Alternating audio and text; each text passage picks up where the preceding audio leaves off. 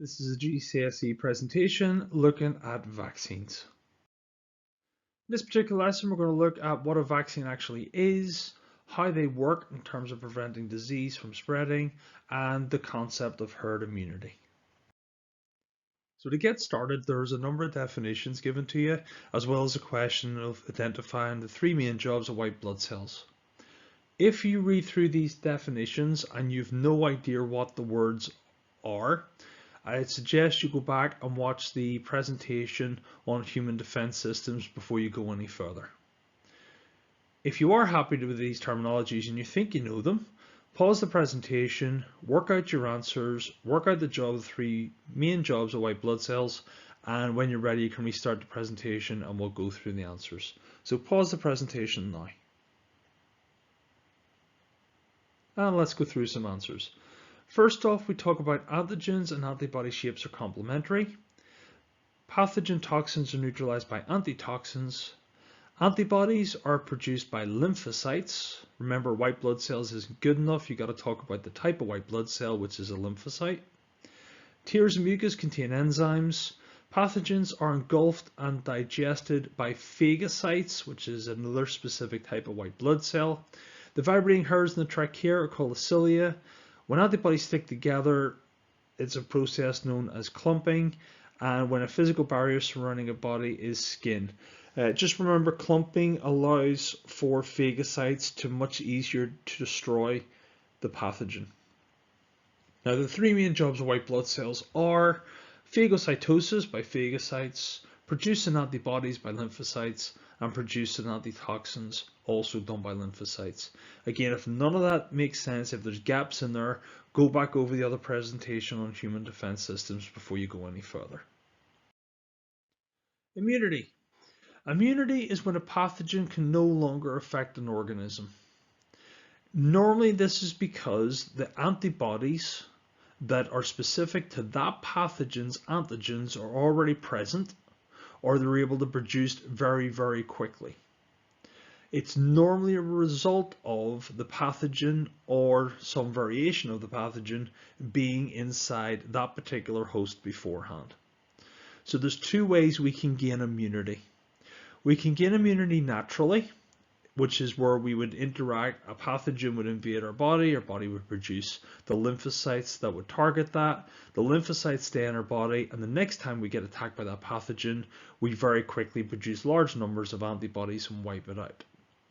We can also do it artificially, and artificially what we do is we introduce the pathogen into a host, but we introduce it as a dead or weakened strain, which does not have a negative effect on the host. And as a consequence, the body goes through all the normal processes that it would do in natural immunity, but you do not get sick. So you're given a whole bunch of statements, and what you have to do is you have to rearrange these statements into an order to describe the process of natural immunity. So what would happen when a person naturally gets sick and then builds up the antibodies and then they get sick again. At this point, you're going to pause the presentation, take your time, work through, try and come up with the best order. You can have slight variations in your answer, but I'll give you the order that it was intended in, and we'll see how you got on with your answers. So pause the presentation now and work out your answers. And let's see how you've done. So the order that is suggested is this.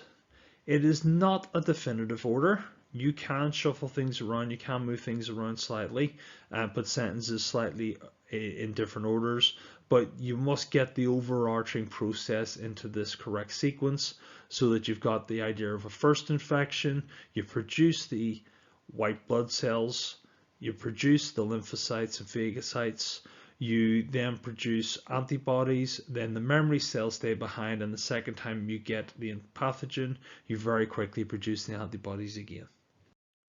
So that was natural immunity. That was what will occur if we didn't interfere in any way whatsoever. What we can do is we can bring in this concept of artificial immunity, and the artificial immunity starts the immune system off in that whole first infection and producing memory cells, without all the negative consequences of having the actual pathogen.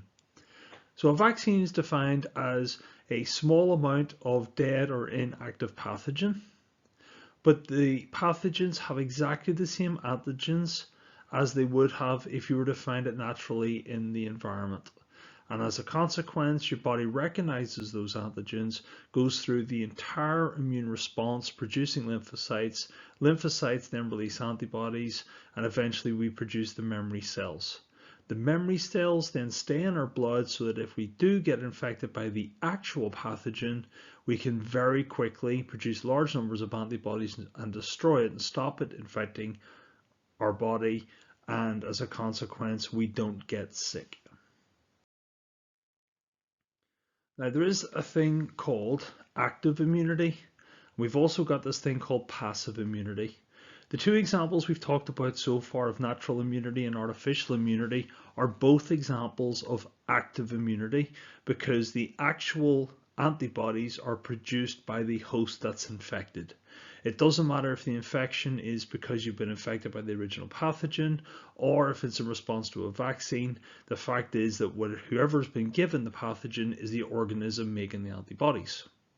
However, we can also talk about what's called passive immunity.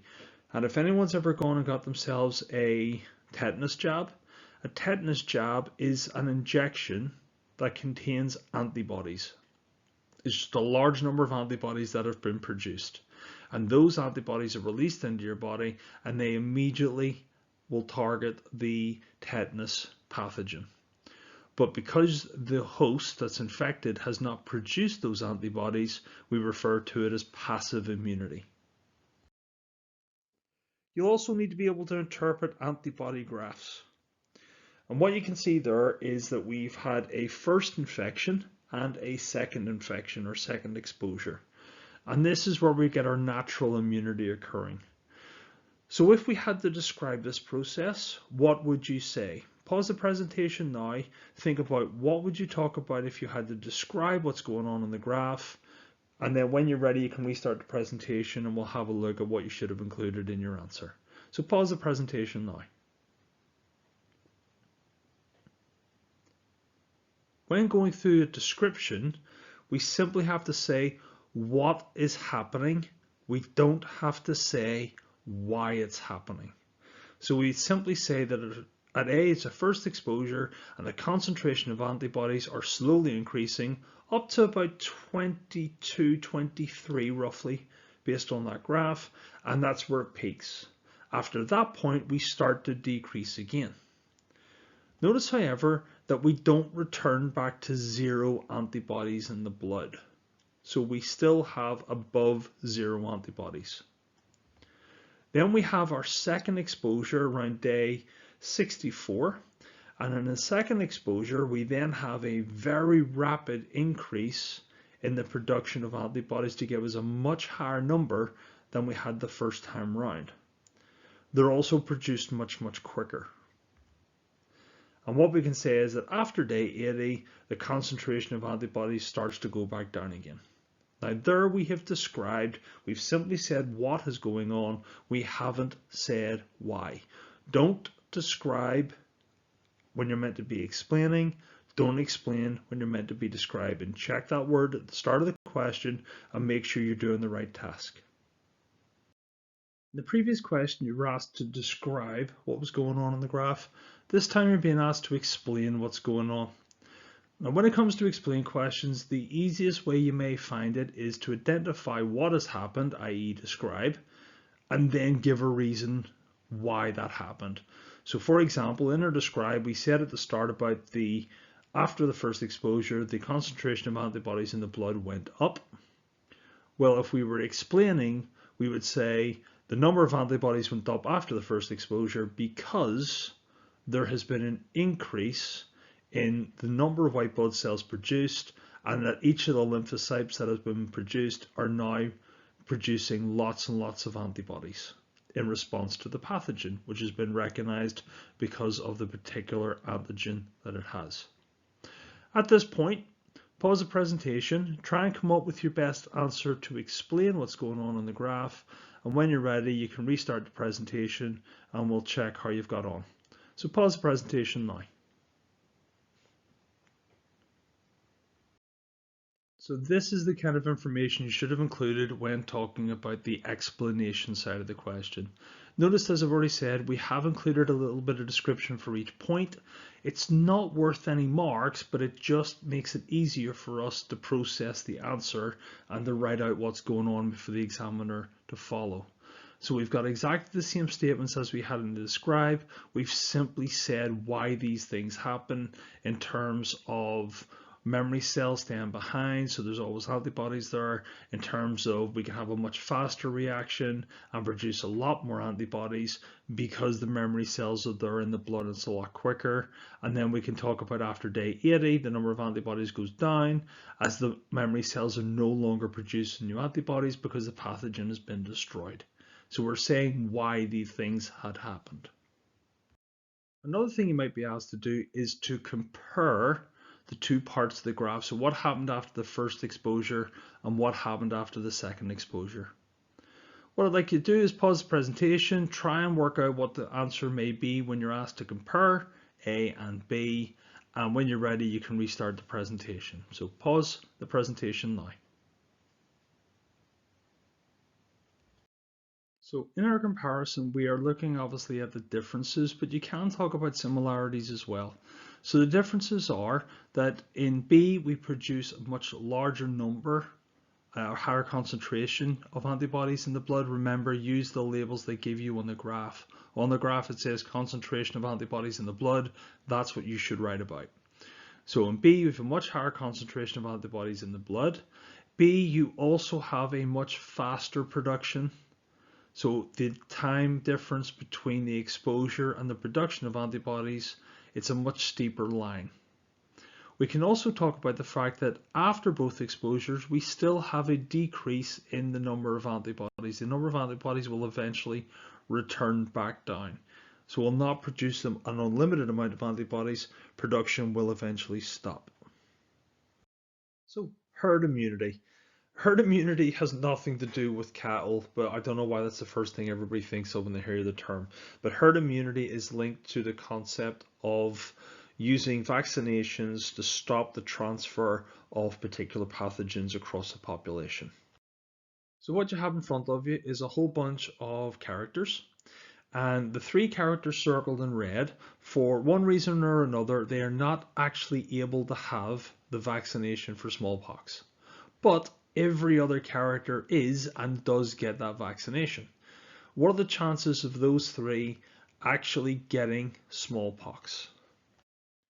Well, it's very, very low because so many people have had the vaccine, so many people have had the memory cells that if they transfer the pathogen between any of those other people, it will be immediately destroyed and they're not going to infect others, and you stop the spread of the pathogen.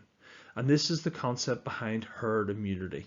You protect those who are most vulnerable by making sure that nobody else can spread the infection around, but through the use of a vaccine. Now, in this particular case, some individuals decide not to get the vaccine. Now, that's very different to people who can't get the vaccine. If people choose not to have the vaccine, that's their choice. We're not getting into the ethics of that debate. But if they choose not to have the vaccine, the chances now of those people who can't have the vaccine getting smallpox goes up quite considerably, because it's more likely that we'll be able to transfer the smallpox from one person to another.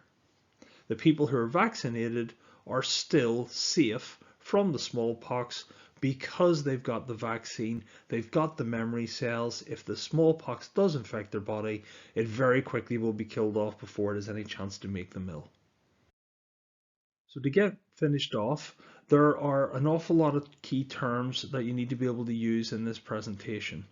What I'd like you to do is to make a list of as many as you can remember, and then I want you to set them off into pairs, and for each pair you must have a little statement or a little sentence or explanation as to how those two particular terms are connected. What you can then do is you can go back through the presentation again, add in the extra words that you missed out the first time round, and see if you can build them into your existing pairs or create new pairs with an explanation on how everything links together.